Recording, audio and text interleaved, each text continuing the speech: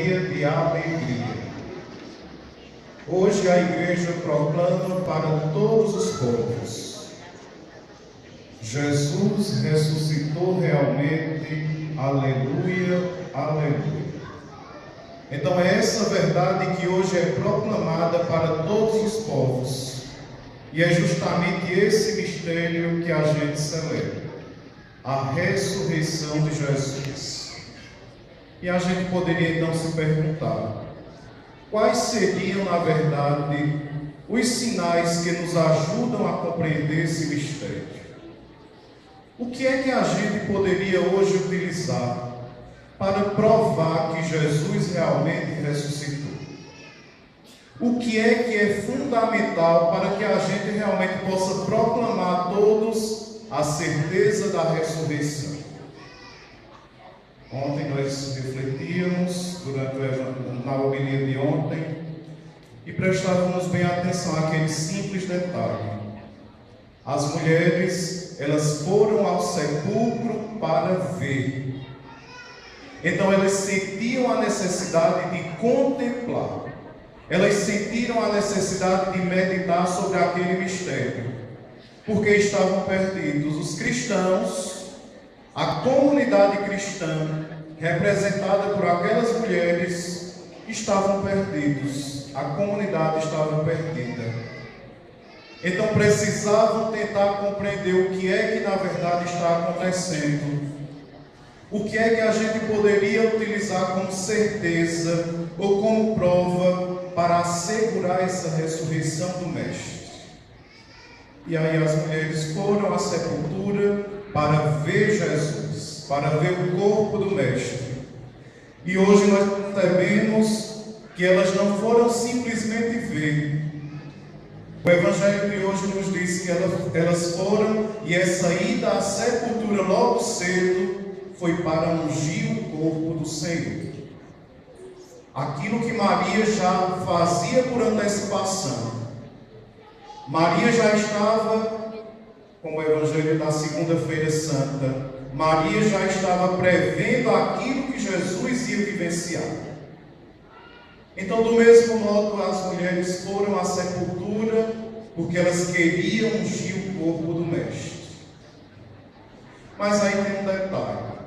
Elas foram às sepulturas, mas foram marcadas pelo medo. Elas foram à sepultura e o medo era tão grande que não foram capazes de enxergar a realidade em si. Elas simplesmente contemplam que o sepulcro já não tem mais a pedra foi removida. E o medo era tão grande que elas não foram nem capazes de entrar, segundo o Evangelho de hoje. Elas não entraram porque estavam temerosas.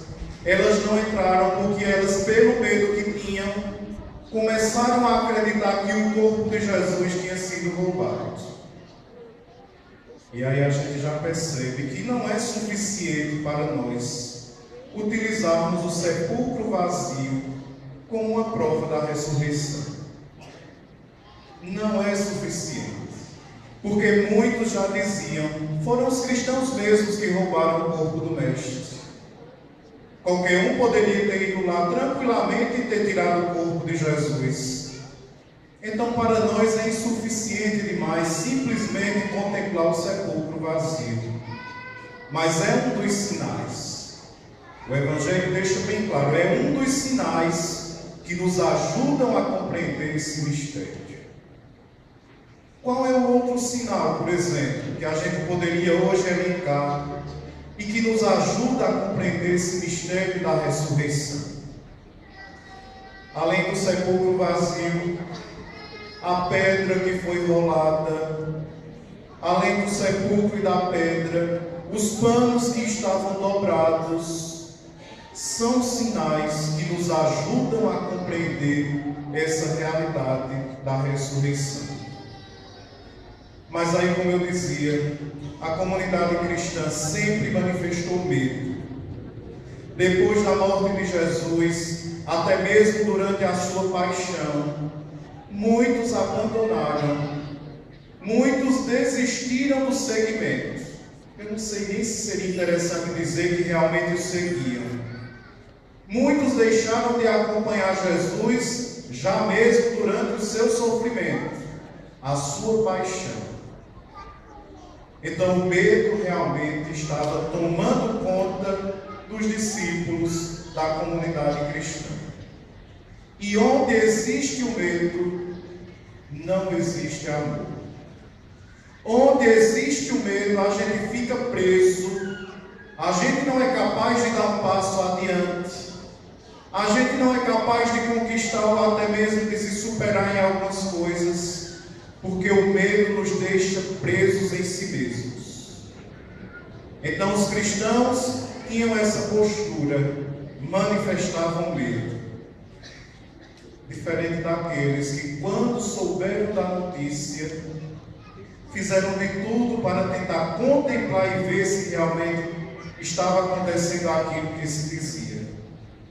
E aí a gente vê Pedro como apóstolo, aquele que é o mais experiente, mas de início não manifesta nenhum sinal de que estava acreditando no que se dizia, mas ele ali representa a comunidade apostólica. Pedro, ele sai correndo, que é para constatar aquilo que realmente se dizia. E aí depois também sai o discípulo amado. De um lado está o apóstolo, de outro lado está o discípulo. E o discípulo vai também à sepultura para tentar contemplar aquilo que se falava. Mas por respeito ao apóstolo, ele não entra na sepultura. Primeiro é Pedro que entra para constatar tudo aquilo. E aí logo em seguida entra o discípulo amado. Meus irmãos e irmãs, quando a gente para meditar um pouco sobre a ressurreição de Jesus, na verdade a gente para meditar sobre um profundo mistério que nos envolve. Nós precisamos cultivar dentro do nosso coração a certeza de que por meio da ressurreição, Jesus vence a morte. A gente precisa contemplar essa realidade. Mas Jesus vence a morte em dois aspectos. Ele vence a morte biológica, e hoje aqui a gente até celebra, né? Mortes tão recentes que aconteceram, né? Pessoas que estão aqui para celebrar o 7º, 30º dia de alguns.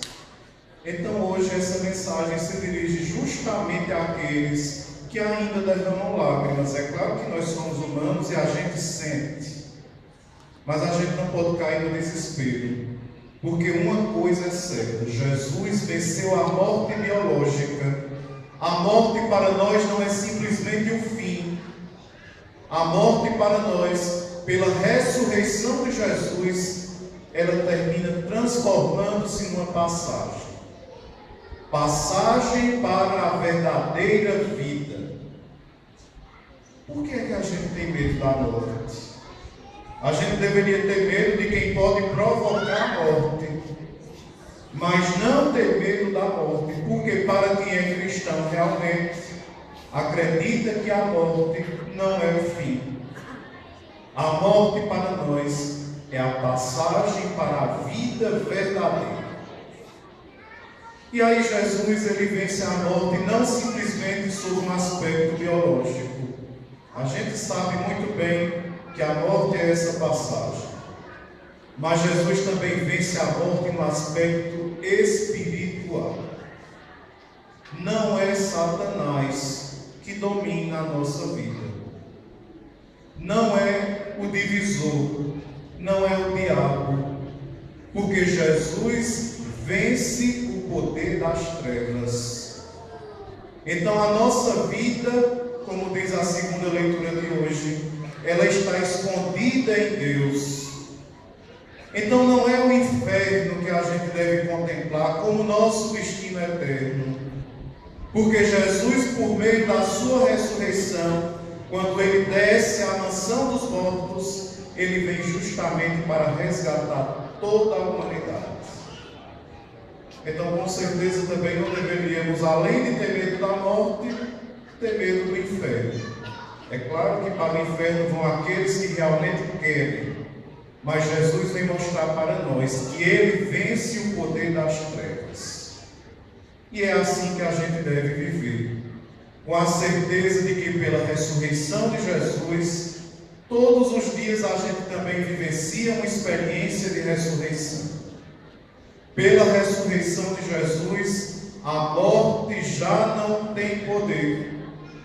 Pela ressurreição de Jesus, o que é mais importante que a liturgia ressalta é justamente a vida e a vida verdadeira.